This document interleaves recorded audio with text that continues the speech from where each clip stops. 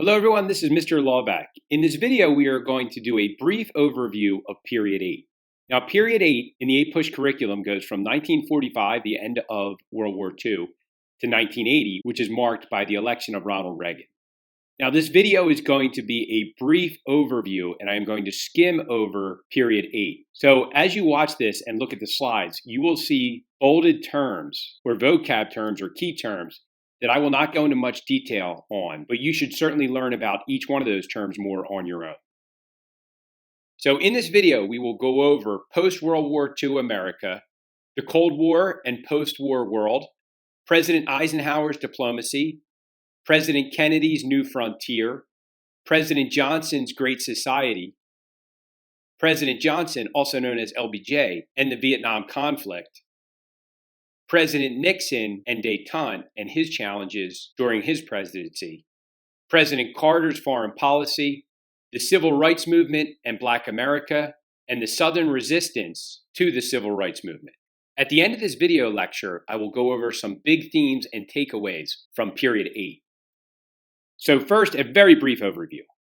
Following World War II, the United States was the strongest military and economic power in the world. The U.S. economy exploded through the 1960s with the suburbs and the baby boomers. Cold War tensions with the Soviet Union heated up, with incidents occurring all over the world in the form of proxy wars. Civil rights issues dominated the 1950s and 60s. The 1970s saw America suffer a crisis in confidence as oil shortages and a hostage crisis with Iran shook the nation's confidence.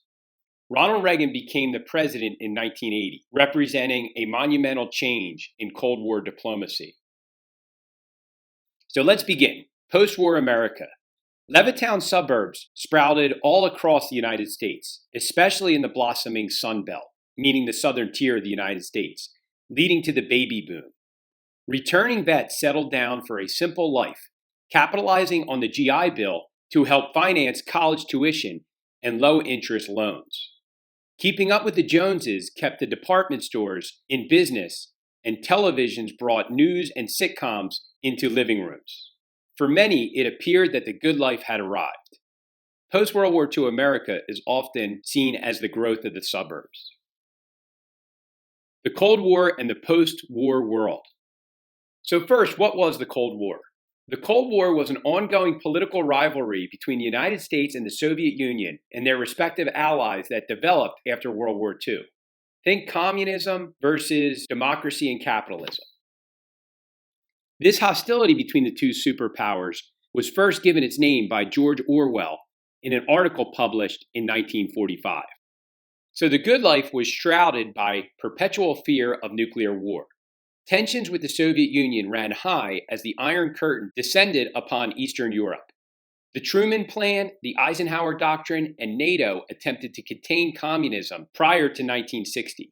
Events like the Korean War abroad and McCarthyism back home kept most people on edge. Alger Hiss and the Rosenbergs had people believing there were communists around every turn. Joseph McCarthy's accusations caused widespread panic and pitted neighbor against neighbor. The second Red Scare had arrived. Many in America were very fearful of the spread of communism. Eisenhower's diplomacy. So in foreign affairs, Eisenhower's policy rested on the idea of massive retaliation. Relying on John Foster Dulles' philosophy, Eisenhower instituted his New Look foreign policy. Covert operations by the CIA took place in the Middle East and Asia during the Eisenhower administration as well.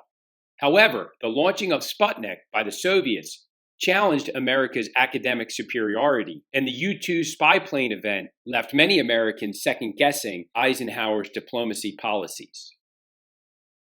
President Kennedy's New Frontier. In March of 1961, President Kennedy sent Congress a special message where he called for his New Frontier policies. These policies focused on domestic programs to expand education, widen the social safety net, and encourage Americans to serve those in need. The Peace Corps, a program which sent young volunteers overseas to help those in need, was probably one of the best-known New Frontier programs. Now, of course, the assassination of JFK limited many of his New Frontier programs from being fulfilled. President Kennedy swaggered into the White House ready to combat communism through his policy of flexible response. Unfortunately, the Bay of Pigs was a huge fiasco, and the building of the Berlin Wall was a slap in the face to President Kennedy's policy. Incredibly, Kennedy redeemed his diplomatic reputation with his skillful handling of the Cuban Missile Crisis, which was some of the most tense few days in American history, as the world was seen to be on course for all-out nuclear war. President Johnson's Great Society. Kennedy's assassination opens the door for Johnson's liberal social reform package. Welfare programs, Medicare, Medicaid provide much-needed benefits to many struggling Americans. The Civil Rights Act of 1964 and the Voting Rights Act of 1965 provided more protections for minorities in society and at the polling booth. LBJ's Great Society was seen as a high watermark of progressive philosophy. Now, LBJ and Vietnam. Although Johnson inherited advisors in Vietnam, he supersized Americans' presence there following the Gulf of Tonkin resolution.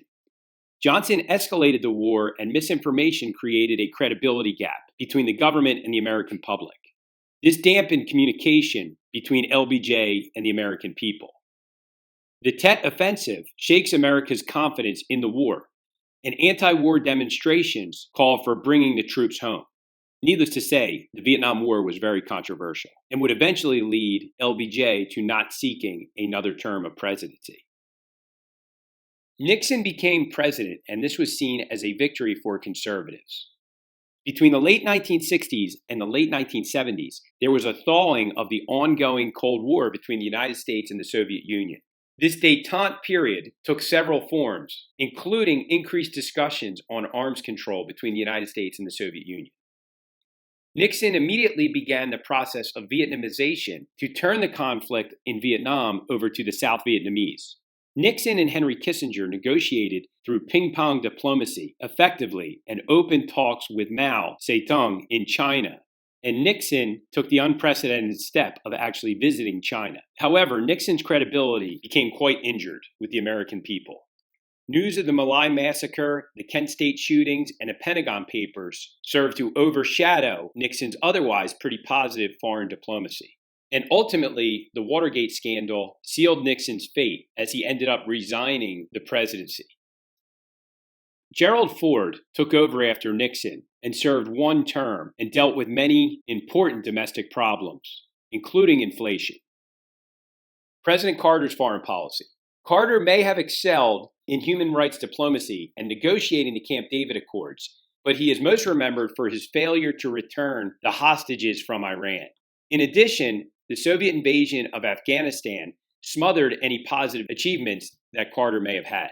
During the 70s, SALT I and SALT II were signed by the U.S. and the Soviet Union in 1972 and 1979, respectively, and were intended to restrain the arms race in strategic, long-range, and intercontinental ballistic missiles armed with nuclear weapons. Carter also was a one-term president and struggled in popularity and was seen as very much inept as a president.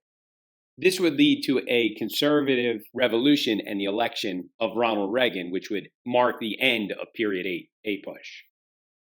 So a very important aspect of Period 8 was the Civil Rights Movement and how it affected Black America.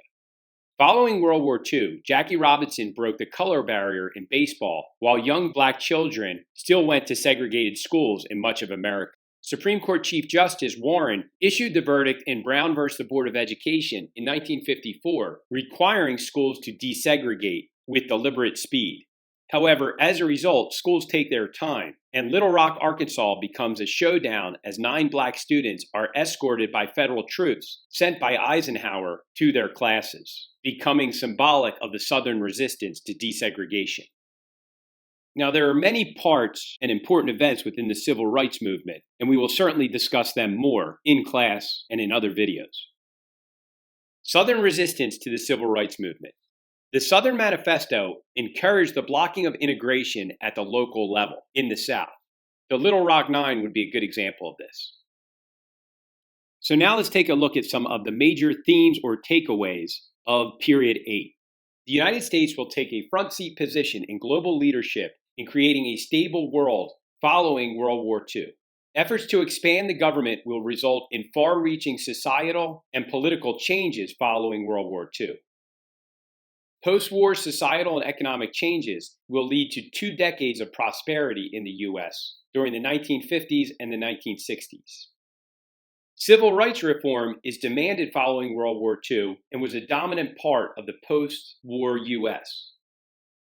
Cold War tensions sparked economic, educational, cultural, and societal change as competition with the Soviets was an ongoing theme throughout Period 8. Tensions from within the United States were manifested in massive riots and protests as people battled political, social, racial, and economic inequalities.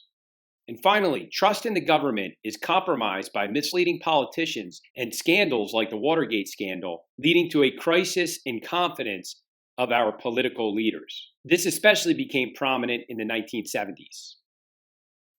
So I know this was a lot of information and an overview, and I skimmed over some really important things. But I hope this video lecture helps you better understand some of the main ideas and themes of Period 8.